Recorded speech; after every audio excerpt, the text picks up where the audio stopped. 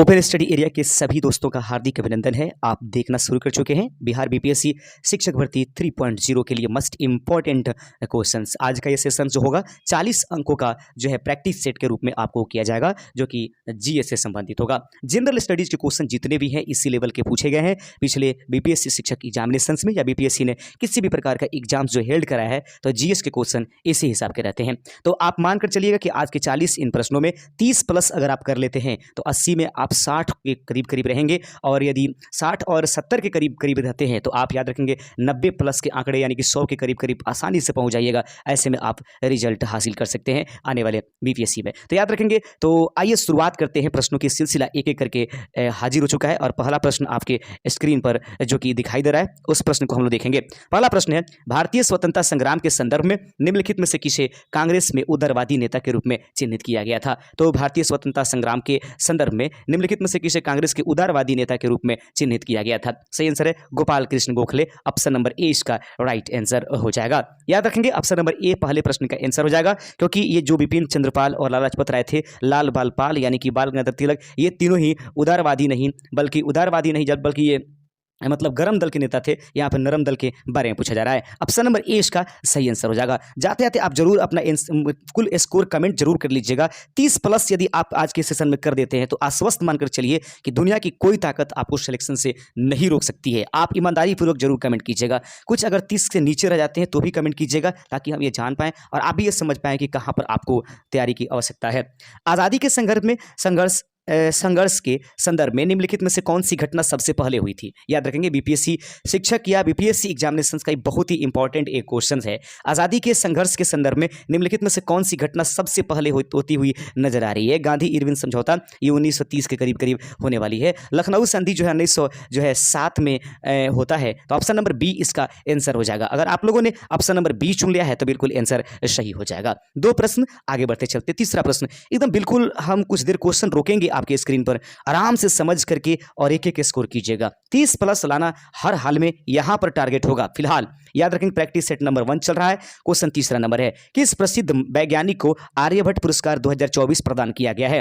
किस प्रसिद्ध वैज्ञानिक को आर्यभट्ट पुरस्कार 2024 जो है वह प्रदान किया गया है। तीसरे का सही आंसर हो जाएगा ऑप्शन नंबर बी, डॉक्टर पाउलुरी जो सुब्बा राव है उनको ही आर्यभट्ट जो है वैज्ञानिक को आर्यभट्ट पुरस्कार प्रदान किया गया है। एक बार फिर से, किस प्रसिद्ध वैज्ञानिक को आर्यभट्ट पुरस्कार 2024 प्रदान किया गया है। सही आंसर है डॉक्टर पाउलुरी सुब्बा राव को जो है प्रसिद्ध वैज्ञानिक आर्यभट्ट पुरस्कार प्रदान किया गया है। इन प्रश्नों को ध्यान में रखने की भी जरूरत है। आगे बढ़ते चलते हैं। चंद्रगुप्त मौर्य के दरबार में आने वाले दूत मेगास्थनीज को किस शासक ने भेजा था। बहुत ही मस्त क्वेश्चन है, बहुत ही जबरदस्त क्वेश्चन है। चंद्रगुप्त मौर्य के दरबार में आने वाले जो दूत हैं जिनका नाम हम और आप मेगास्थनीज के नाम से जानते हैं, वे किस शासक उन्हें किस शासक ने भारत में भेजा था। तो चंद्रगुप्त मौर्य के दरबार में आने वाले दूत मेगास्थनीज थे। इनके द्वारा लिखी गई जो पुस्तक थी वह कौन था, उसको मेंडिका के नाम से जानते हैं। उपर्युक्त में से कोई नहीं, क्योंकि इसका सही आंसर हो जाएगा इसको सेल्यूकस निकेटर में भेजा था, जो कि सेल्यूकस निकेटर इसमें कहीं ऑप्शंस में नहीं दिया गया है। तो याद रखेंगे सबसे ज्यादा आपको भयानक रूप से ऑप्शन नंबर डी और ऑप्शन नंबर ई पर अपना ख्याल रखे रहना है। तो चंद्रगुप्त मौर्य के दरबार में आने वाले दूत मेगास्थनीज को किस शासक ने भेजा था। सही आंसर उपर्युक्त में से कोई नहीं, क्योंकि इसका राइट आंसर होगा सेल्यूकस निकेटर। आइए 5वां नंबर क्वेश्चन आपके सामने है। कांग्रेस के 1916 के लखनऊ अधिवेशन की अध्यक्षता किसने की थी। कांग्रेस के 1916 के लखनऊ अधिवेशन की अध्यक्षता निम्नलिखित में से किसने किया था। 5वें का सही आंसर हो जाएगा ऑप्शन नंबर सी, अंबिका चरण मजुमदार। एसी मजुमदार ने जो है कांग्रेस के 1916 के लखनऊ अधिवेशन की अध्यक्षता किया था, क्योंकि वहीं पर यह अधिवेशन विशेष अधिवेशन है जिसमें विशेष प्रकार का ये अधिवेशन रहा है कांग्रेस का, क्योंकि इसमें नरम दल और गरम दल जो दोनों एक हो गए और मुस्लिम लीग भी जो है साथ देने की मतलब बातें कही थी इसमें। तो याद रखें इसमें दोस्ती नजर आई थी कांग्रेस और मुस्लिम लीग के साथ ही साथ नरम दल और गरम दल फिर से जो कि 1907 में अलग अलग हुए थे इकट्ठा हो गए थे। तो इसके 1916 के लखनऊ अधिवेशन की अध्यक्षता किसने किया था। एसी मजुमदार यानी अंबिका चरण मजुमदार इसका राइट आंसर हो जाएगा। आइए बढ़ते चलते अपने अगले नंबर क्वेश्चन की तरफ और अगले प्रश्न की तरफ भागते हैं। प्रश्न है, ब्रह्मांड की उत्पत्ति के संबंध में सर्वाधिक प्रसिद्ध सिद्धांत निम्नलिखित में से कौन सा है? तो ब्रह्मांड की उत्पत्ति के संबंध में सर्वाधिक प्रसिद्ध सिद्धांत जो है निम्नलिखित में से कौन है? बिग बैंग सिद्धांत, जिसको इमेथियर ने दिया था, याद रखेंगे। तो प्रश्न हो जाएगा, ब्रह्मांड की उत्पत्ति के संबंध में सर्वाधिक प्रसिद्ध सिद्धांत निम्नलिखित में से कौन है? बिग बैंग का सिद्धांत सबसे सर्वाधिक इंपॉर्टेंट मानी जाती है। 7वां नंबर क्वेश्चन आपके सामने है कि चांदी का प्रमुख अयस्क निम्नलिखित में से कौन सा है? याद रखेंगे, बहुत ही शानदार प्रश्न है। चांदी का प्रमुख अयस्क निम्नलिखित में से कौन सा है? सही आंसर है कि चांदी का प्रमुख अयस्क अर्जेंटाइट है। याद रखेंगे, अर्जेंटाइट जो है यह चांदी का एक प्रकार का प्रमुख अयस्क के रूप में जाना जाता है। हम सभी जानते हैं इसकी परिभाषा, यानी कि खनिजों में उपस्थित रहने वाली वे सभी खनिज जिनमें धातु की मात्रा अधिकतम होती है, सरलतापूर्वक उसको आसानी से हम लोग कम खर्च पर प्राप्त कर लेते हैं। सभी अयस्क धातु होते हैं, सभी अयस्क खनिज होते हैं, लेकिन हर एक खनिज अयस्क नहीं होता, इसके बारे में बताया गया है। कौन सी जनजाति कांग्रेस के इतिहास में उनके साहित्य सत्याग्रह में भी शामिल हुए थे? याद रखेंगे, इसने 400 रुपया जो है दान भी दिया था। याद रखेंगे, कौन सी वो जनजाति है जो कांग्रेस के इतिहास में उनके सत्याग्रह में शामिल हुए थे? तो नागपुर का एक विशेष अधिवेशन था ये, उस जिसमें जो है जनजाति लोग भी पार्टिसिपेट किए थे, और वो जनजाति हैं ताना भगत, जो हैं इस जनजाति के रहने वाले लोग, ताना के जो लोग थे वे कांग्रेस के इतिहास में वे सत्याग्रह में भी शामिल होने वाले लोग हैं। ऐसे ऐसे कन्फ्यूजनल क्वेश्चन आपको जरूर 2-3 मिल जाते हैं एग्जामिनेशंस में। इसी कन्फ्यूजन को दूर करने के लिए मैं भी कुछ क्वेश्चंस जो ऐसे रखे हैं जो कन्फ्यूज फायदा करे आपको। अगला क्वेश्चन आपके सामने है कि ऑपरेशन जीरो आवर भारत के किस राष्ट्रीय आंदोलन से जुड़ा हुआ है? याद रखेंगे, ऑपरेशन जीरो आवर भारत के किस राष्ट्रीय आंदोलन से जुड़ा हुआ है? याद रखेंगे, ऑपरेशन जीरो आवर के तहत जो है ना लोगों को भारी संख्या में गिरफ्तार किया गया था। ठीक है, यह किस आंदोलन से जुड़ा हुआ था? सही आंसर हो जाएगा कि यह जो है ऑप्शन हो जाएगा निम्नलिखित में से कोई नहीं, उपरयुक्त में से कोई नहीं, क्योंकि क्विट इंडिया मूवमेंट, जिसको हम लोग भारत छोड़ो आंदोलन के समय, याद रखेंगे भारत छोड़ो और क्या आंदोलन, भारत छोड़ो आंदोलन के समय जो है क्विट इंडिया आंदोलन के अंतर्गत जो है हम लोग यानी कि ऑपरेशन जीरो आवर लाया गया था। तो याद रखेंगे ऑप्शन नंबर ई इसका राइट आंसर हो जाएगा। आइए बढ़ते चलते हैं 10वां नंबर क्वेश्चन। आइए, बहुत ही शानदार प्रश्न है, मेजर ध्यानचंद खेल रत्न पुरस्कार की राशि कितनी होती है? फटाफट आंसर कमेंट कर लीजिएगा अगर आपको मालूम होगा तो। अगर आप लाइव सेशन में नहीं भी हैं तो भी आप एक बार कमेंट कर लीजिएगा, जिससे और फिर बाद में आप काउंटिंग कर लीजिएगा कि रियल में हमने आपको क्या बताया और रियल में आपने क्या किया है। उसके बाद आप टोटल अपना आंकड़ा कीजिए, और ऐसे सेशन में जुड़े हुए हैं तब तो स्वागत है आपका।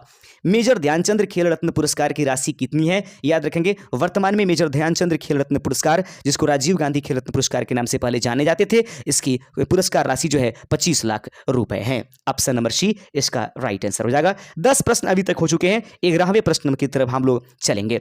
आइए, प्रश्न आपके सामने है। प्रश्न कहता है कि निम्नलिखित में से वह कौन सा महानगर है जिसकी जनसंख्या 40 लाख से भी अधिक है?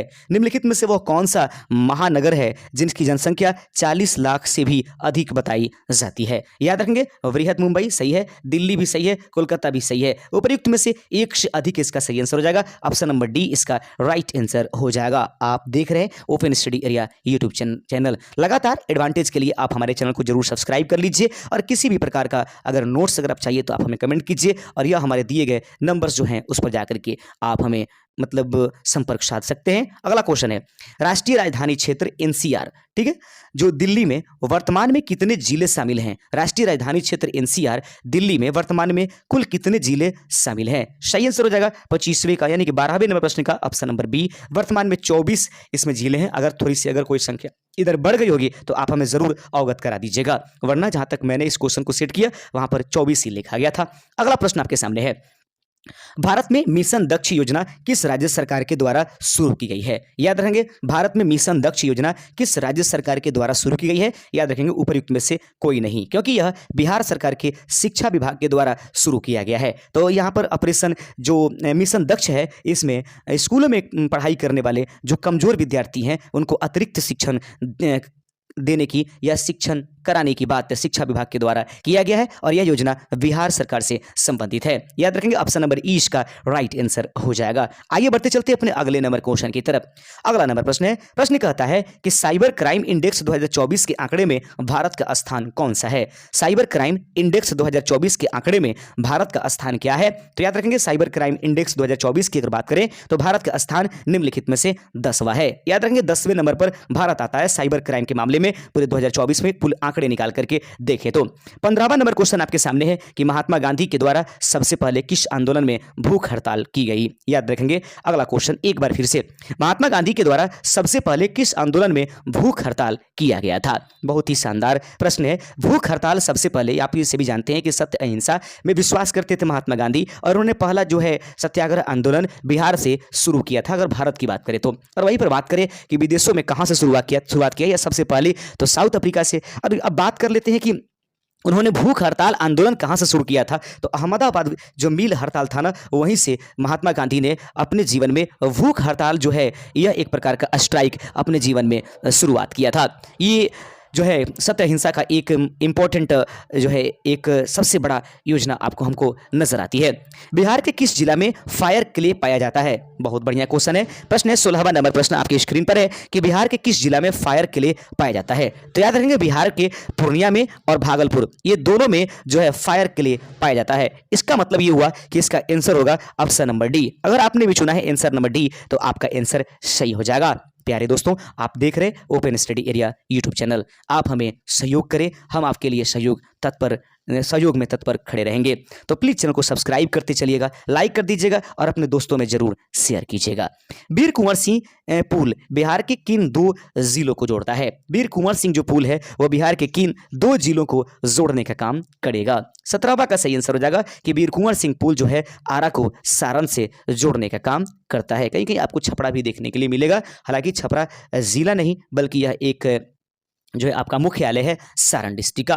बिहार में महिला साक्षरता दर कितनी है। बीपीएससी TRE 1 में पूछा गया था, PRT में। याद रखेंगे बिहार में महिला साक्षरता दर लगभग कितनी है। तो बिहार में महिला साक्षरता दर की अगर बात करें तो इसकी आंकड़े उपयुक्त में से कोई नहीं, क्योंकि इसका आंकड़ा जो होगा वह दिया है 51.5%, जो कि ऑप्शंस में कहीं नहीं दिया गया है। याद रखेंगे बिहार में महिला साक्षरता दर कितनी है, 51 कितने हैं आपके 5%, 51.5%, जो ऑप्शंस में नहीं था। ऑप्शन नंबर ई इसका राइट आंसर हो जाएगा।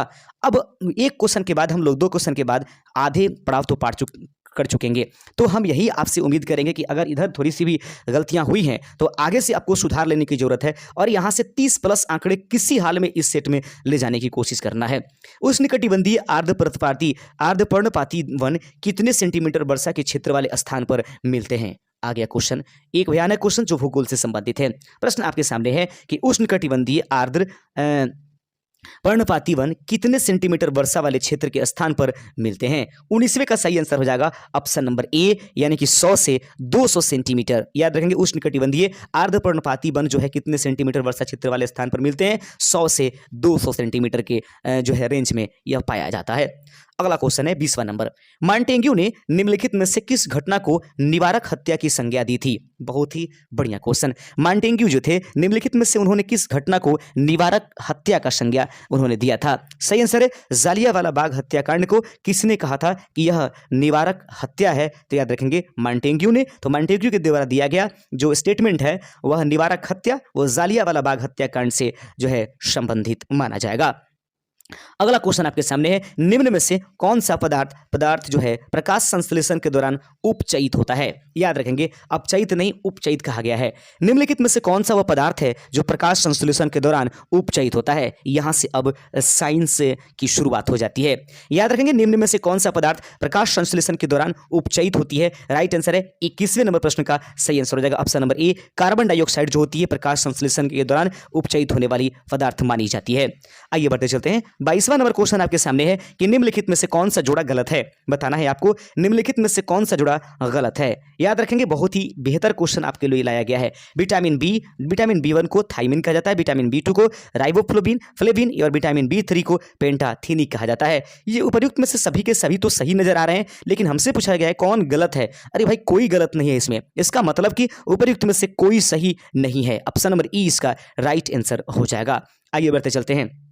लीजिए 23 नंबर क्वेश्चन है, वनस्पति तेलों के हाइड्रोजनीकरण में निम्न में से किस उत्प्रेरक का प्रयोग किया जाता है। याद रखेंगे वनस्पति तेलों के जो हाइड्रोजनीकरण है उनमें से उनके लिए कौन सा उत्प्रेरक का प्रयोग जो दिए गए ऑप्शन है उसमें से प्रयोग किया जाएगा। वनस्पति तेलों के हाइड्रोजनीकरण में निम्न में से किस उत्प्रेरक का प्रयोग किया जाएगा। 23वें का सही आंसर हो जाएगा ऑप्शन नंबर सी। याद रखेंगे निकेल उत्प्रेरक का प्रयोग किया जाएगा यदि हम वनस्पति तेलों को हाइड्रोजनीकरण के रूप में इस्तेमाल कर रहे हैं या हाइड्रोजनीकरण उसका करा रहे हैं तो।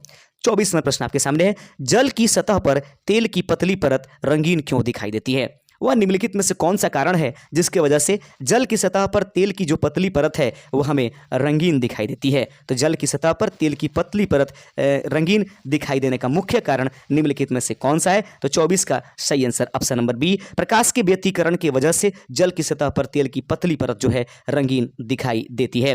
प्रश्न है आपके सामने, जल की सतह पर तेल की पतली परत रंगीन क्यों दिखाई देती है? सही आंसर है प्रकाश के व्यतिकरण की वजह से जो है वह पतली परत रंगीन आपको नजर आती है। 25वां नंबर प्रश्न है, वह हाइड्रोजन जिसका उपयोग पीड़ाहाड़ी की तरह किया जाता है, वह हाइड्रोजन निम्नलिखित में से कौन सा है जिसका उपयोग पीड़ाहाड़ी की तरह किया जाता है? 25 नंबर प्रश्न आपके सामने है और एक जबरदस्त क्वेश्चन है, वह हाइड्रोजन निम्नलिखित में से कौन है? आप सभी जानते हैं वर्ग नंबर 17 जो पीरियोडिक टेबल में आती है मॉडर्न क्लासिफिकेशन की, उसको हम लोग हाइड्रोजन तत्व के नाम से जानते हैं और इसमें फिर कल बाहर आई अंट अर्थात fluorine, fluorine, chlorine, bromine, iodine ये सभी आते हैं। उसमें से हाइड्रोजन जो है पीड़ाहाड़ी की तरह कौन प्रयोग किया जाएगा? सही आंसर हो जाएगा 25वें का ऑप्शन नंबर बी, ब्रोमीन। याद रखेंगे 25 का ऑप्शन नंबर बी, ब्रोमीन का प्रयोग पीड़ाहाड़ी के रूप में करते हैं। यह एक हाइड्रोजन तत्व के रूप में इस्तेमाल भी होता है। अगला क्वेश्चन है, समुद्री जल को शुद्ध जल में किस प्रक्रिया द्वारा बदला जा सकता है? समुद्री जल को शुद्ध जल में किस प्रक्रिया के द्वारा बदला जाता है? सही आंसर हो जाएगा 26वें का ऑप्शन नंबर बी। अगर आपने भी चुना है तो बिल्कुल सही है, अगर नहीं भी चुनते हैं तो ये सभी क्वेश्चन आपके लिए इंपॉर्टेंट है, यकीनन समझिए, यहां से प्रश्न आपको देखने के लिए अवश्य मिलेंगे, याद रखेंगे। अगला क्वेश्चन आपके सामने 27 नंबर क्वेश्चन है, होमी भाभा पुरस्कार किस क्षेत्र में विशेष योगदान के लिए दिया जाता है? होमी भाभा पुरस्कार जो है वह किस क्षेत्र में विशेष आप योगदान कीजिएगा उसके लिए आपको प्रदान किया जाएगा। तो होमी भाभा पुरस्कार किस क्षेत्र में विशेष योगदान के लिए प्रदान किया जाएगा? तो याद रखेंगे 27वें का सही आंसर हो जाएगा ऑप्शन नंबर बी, नाभिकीय ऊर्जा से संबंधित अध्ययन के लिए होमी भाभा पुरस्कार जो है प्रदान किया जाता है। आगे बढ़ते चलते हैं। 28 नंबर क्वेश्चन आपके सामने है, प्रश्न है, निम्नलिखित में से कौन सा जोड़ा गलत मिलाया गया है? निम्नलिखित में से वह कौन सा जोड़ा है जो गलत आपको मिलाया गया है? इसका जवाब आपको देने हैं। कैप्टन कुक हवाई द्वीप का खोज किए थे, यह भी सही है। कॉपरनिकस सौर मंडल का खोज करता है, यह भी सही है। और केपलर ने ग्रहों की गति के बारे में बताया था, यह भी सही है। मतलब यह साफ हो जाता है कि इसका सही आंसर हमारे पास क्या होने जा रहा है, वो है ऑप्शन नंबर आपके पास डी। याद रखेंगे निम्नलिखित में से कौन सा जोड़ा गलत है? तो सही आंसर हो जाएगा उपरयुक्त में से एक से अधिक सही है। नहीं, एक बार फिर से मिला देते हैं, कौन सा जोड़ा गलत है? याद रखें गलत है तो इसका मतलब कि सबके सब सही है। ऑप्शन नंबर ई इसका आंसर सही हो जाएगा। इसके लिए हम क्षमा चाहेंगे आप सभी से, याद रखेंगे। आगे बढ़ते चलते हैं तो फिर से आपके सामने होगा कि ऑप्शन नंबर जो ई है ये इसका आंसर सही है, क्योंकि सबके सब जोड़े सही लगाए गए हैं और हमसे गलत पूछा जा रहा था। 29 नंबर क्वेश्चन आपके सामने है, प्रश्न कहता है, निम्नलिखित विकल्पों में से कौन पारिस्थितिकी तंत्र की संरचना का जैव अवयव नहीं है? तो निम्नलिखित में से कौन सा वो पारिस्थितिकी तंत्र की संरचना का एक अंग है जो जैव रूप में इस्तेमाल नहीं होता? तो देखिए जंतु, पादप ये सबके सब जीव हैं, लेकिन मृदा कोई जीव नहीं है, लेकिन वो पारिस्थितिकी तंत्र का एक घटक है, लेकिन ये जैविक घटक नहीं बल्कि ये अजैविक घटक है। ऑप्शन नंबर ए इसका राइट आंसर हो जाएगा। सभी क्वेश्चन एनसीईआरटी विशेष आपके लिए लाया गया है, क्योंकि इसी प्रकार के क्वेश्चन के लिए आप अवश्य तैयार रहिएगा।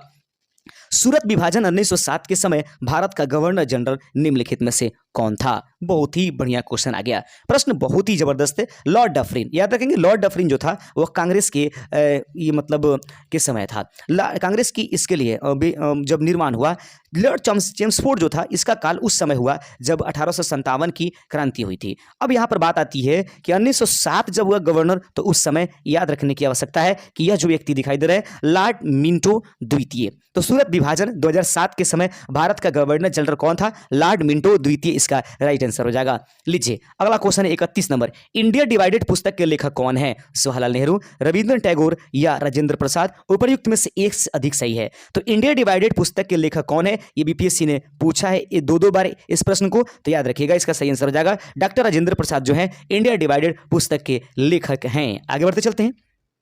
32 नंबर क्वेश्चन आपके सामने है, प्रश्न है कि किस गवर्नर जनरल के समय सती प्रथा निषेध कानून 1829 पारित हुआ था? वह गवर्नर जनरल निम्नलिखित में से कौन सा है जिसके समय सती प्रथा जो निषेध कानून है वह 1829 में पारित किया गया था? 29 का सही आंसर हो जाएगा। देख लेंगे 32 नंबर क्वेश्चन आपके सामने है, 32 का सही आंसर हो जाएगा आपके पास ऑप्शन नंबर बी। याद रखिएगा 32 का ऑप्शन नंबर बी इसका राइट आंसर हो जाएगा। यानी प्रश्न आपके सामने था कि किस गवर्नर जनरल के समय सती प्रथा निषेध कानून 1829 पारित किया गया? सही आंसर है लॉर्ड विलियम बेंटिक। पेंटिंग के समय।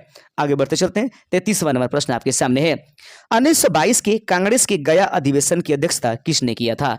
1922 ईस्वी के कांग्रेस की जो गया अधिवेशन है उसकी अध्यक्षता किसने किया था? तो याद रखेंगे, जो असहयोग आंदोलन था गांधी जी के द्वारा जो बंद किया गया, उससे बहुत सारे ऐसे लीडर थे जो आहत थे। उन लोगों में से ही कुछ लोगों ने जो है बाद में चल करके एक पार्टी भी बनाया था। लेकिन उससे पहले आप देख लीजिए कि 1922 के कांग्रेस के गया अधिवेशन की अध्यक्षता किसने किया था? तो सही याद रखिएगा, चित्तरंजन दास। ये जो स्वराज पार्टी जो है ना निर्माण किया गया था, उसमें एक सदस्य थे कौन? चित्तरंजन दास। तो उम्मीद करते हैं कि इस प्रश्न का सही आंसर आप लोग चुन चुके होंगे और वो ये है चित्तरंजन दास। 1922 के कांग्रेस के गया अधिवेशन की अध्यक्षता उन्होंने किया था।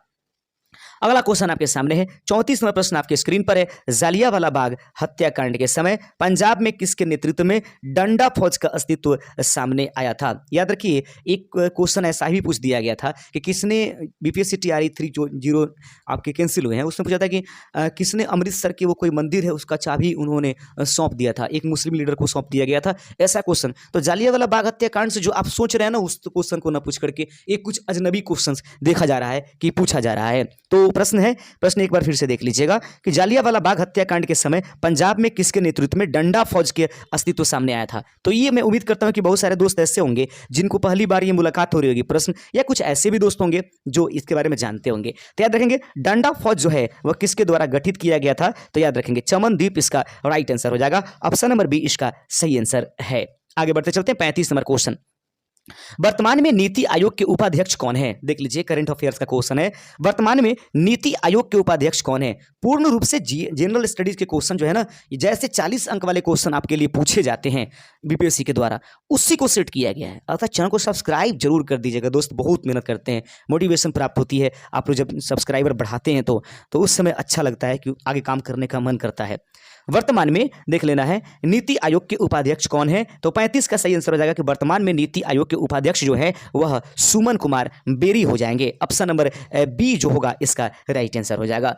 लीजिए, 36 नंबर क्वेश्चन आपके सामने है और प्रश्न 36वां नंबर कि हाल ही में सुप्रीम कोर्ट में जज बनने वाली प्रथम महिला वकील निम्नलिखित में से कौन है? याद रखेंगे, हाल ही में सुप्रीम कोर्ट में जज बनने वाली प्रथम महिला पायलट निम्नलिखित में से कौन है? तो उम्मीद करते हैं, नहीं सॉरी, महिला वकील कौन है? तो क्योंकि पायलट से संबंधित भी कुछ चीजें हैं यहाँ पर, तो इसीलिए मैंने कहा है हाल ही में सुप्रीम कोर्ट में जज बनने वाली प्रथम महिला वकील निम्नलिखित में से कौन है? 36 का ऑप्शन नंबर सी इसका सही आंसर हो जाएगा। इंदु मल्होत्रा जो है इसका राइट आंसर हो जाएगा। वरना ये जो है शिवांगी जोशी ये पायलट के रूप में काम कर रही हैं। गीता राणा जो है ये जम्मू कश्मीर में एक ऑफिसर पद पर कार्यरत हैं। और इंदु मल्होत्रा जो है वो प्रथम बार सुप्रीम कोर्ट में जो है जज बनी है, एक महिला वकील होने के नाते। आगे बढ़ते चलते हैं, महिला वकील होकर के।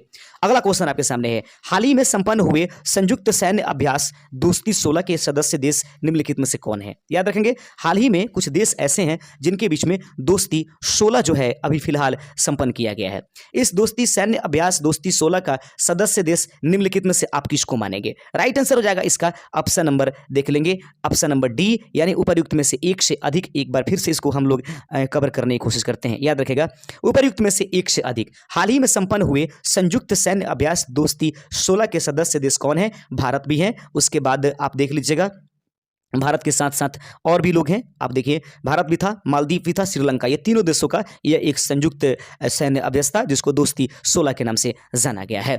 लीजिए, 38 नंबर क्वेश्चन आपके सामने है, भारत में अस्थाई बंदोबस्त या जमींदारी बंदोबस्त का शुरुआत किसके द्वारा किया गया था? याद रखेंगे, भारत में अस्थाई बंदोबस्त या जमींदारी बंदोबस्त निम्नलिखित में से किसके द्वारा किया गया था? याद रखेंगे, 38 का सही आंसर हो जाएगा option number A, Lord Cornwallis. याद रखेंगे, लॉर्ड कॉर्नवालिस के द्वारा भारत में अस्थाई बंदोबस्त या जमींदारी बंदोबस्त, ये जो टॉमस मुनरो है, ये मुझे लगता है कि जो कर वाले चीजें थी उसमें से टॉमस मुनरो, विलियम बेंटिंग भी शामिल थे, लेकिन अस्थाई बंदोबस्त से ये समिति है। स्तंभदारी से आपके पास टॉमस मुनरो, और आपको कमेंट करके बताने हैं कि ऑप्शन नंबर सी जो विलियम बेंटिंग है वो किससे संबंधित है।